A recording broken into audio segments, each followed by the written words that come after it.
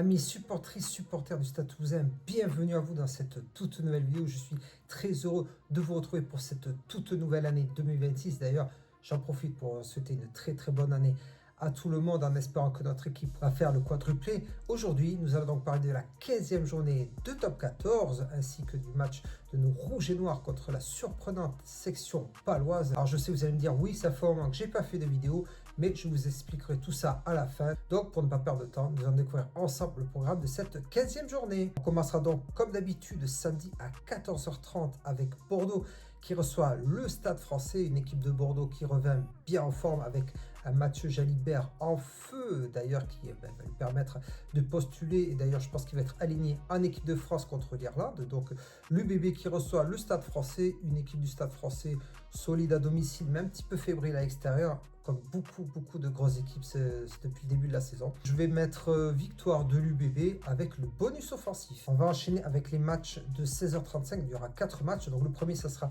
Perpignan-Montauban, une équipe de Perpignan qui retrouve un petit peu quelques couleurs grâce notamment à sa victoire contre le Stade Toulousain. Bon, ça on va éviter d'en reparler.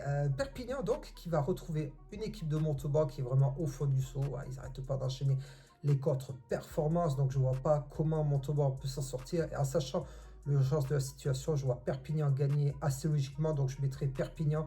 Peut-être pas le bonus offensif, mais je mériterai quand même victoire de Perpignan et je vais mettre un petit bonus défensif pour de valeureux et courageux Montalbanais. L'Aviron Bayonnais qui reçoit le Castres Olympique. Alors là aussi, le Castres Olympique, encore chapeau à eux qui ont fait une grosse performance en Coupe d'Europe la semaine dernière, qui sont allés gagner au Munster et qui se sont qualifiés pour la suite de la compétition. Vraiment, bravo à eux. Alors certes, c'est plus l'équipe du Munster de l'époque, mais franchement, fallait le faire en sachant le contexte qu'ils étaient vraiment éliminés à l'avance. Donc bravo à Castres, vraiment bravo.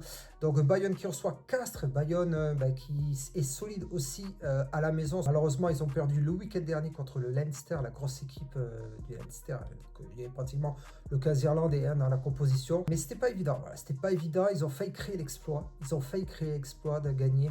Mais malheureusement, ils n'ont pas réussi. Mais en top 14 quand même, Bayonne, c'est une valeur sûre à la maison, même si Castres, je pense, va leur poser énormément de problèmes. Donc, je vais mettre victoire de Bayonne avec un bonus défensif pour le Castres Olympique. Toulon qui reçoit Montpellier. Là, Montpellier aussi, c'est pareil. C'est une équipe de début de saison qui tournait bien.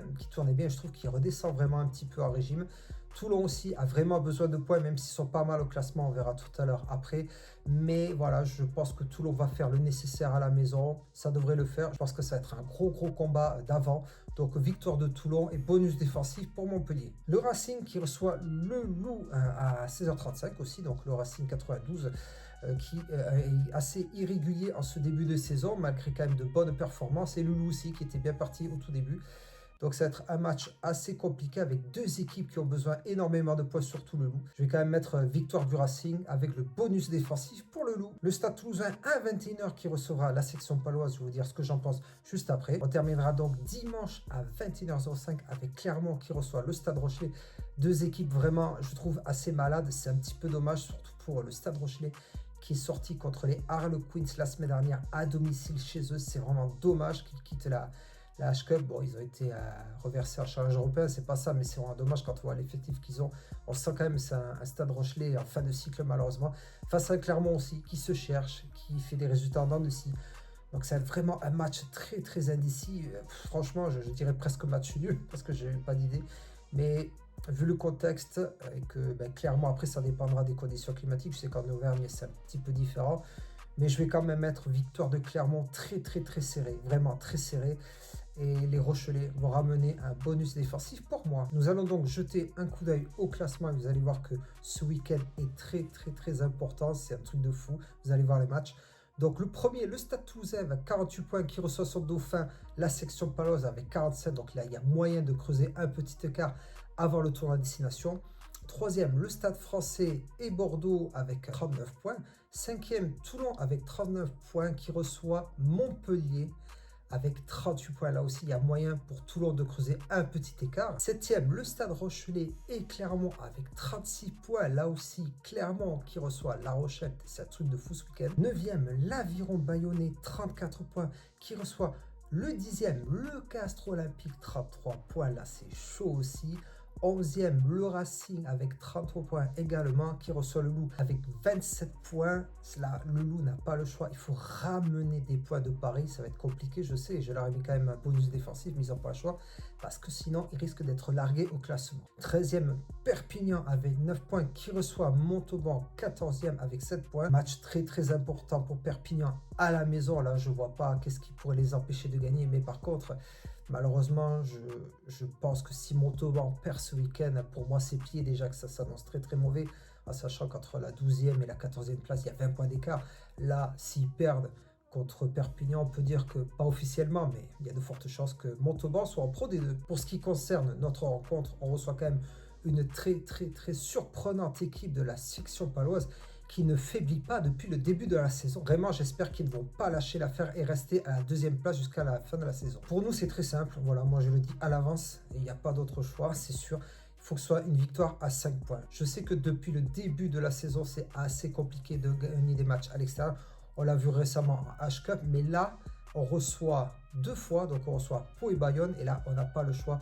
Il faut valider et consolider notre première place. Surtout, il faut engranger un maximum de points avant que nos internationaux partent en équipe de France. D'ailleurs, j'ai toujours un petit peu de mal avec ça, en sachant qu'il y a toujours eu le top 14 en même temps que le 6 Nations, mais voilà, c'est comme ça, on n'a pas le choix. Même si je préférerais qu'on impose un quota pour chaque équipe, voilà, qu'on n'ait pas à nous prendre une dizaine de joueurs, alors qu'il y en a qui sont un petit peu plus avantagés, mais bon.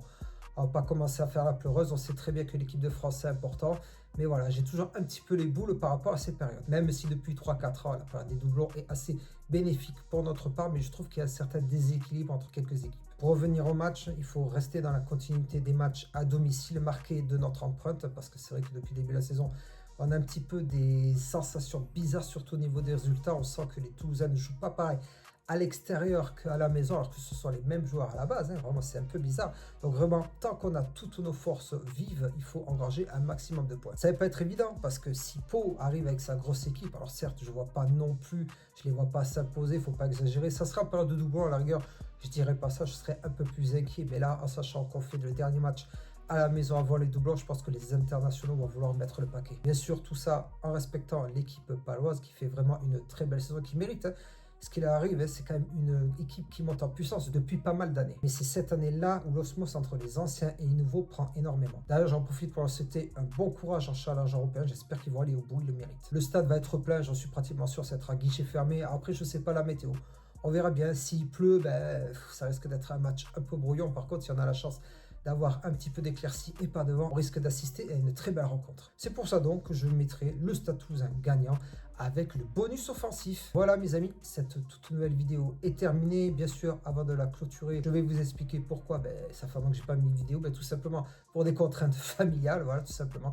Et après, je vous avoue que j'ai eu un petit coup de mou en voyant que j'avais pas mal de vues sur mes vidéos et que mes abonnés ne montaient pas, donc ça m'a vraiment freiné. En plus, c'est un peu compliqué pour moi quand il y a les matchs dimanche soir de les regarder, à sachant qu'après le lendemain je travaille, je me lève super tôt, donc bien sûr je ne vis pas de YouTube, donc ça m'a un petit peu freiné. Voilà, j'ai pas senti vraiment d'engouement à part pour les vues, donc j'ai vraiment besoin de vous. N'hésitez pas à vous abonner, à faire monter la chaîne, ça me ferait super plaisir. Je serai peut-être en live dimanche soir avec l'équipe de Martin ST sur YouTube. Voilà, c'est un supporter toulousain qui fait des débriefs d'après-match qui est vraiment au top, avec ses collègues aussi qui font de très bons résumés des résultats de top 14 Pro D2, c'est assez complet dans l'ensemble.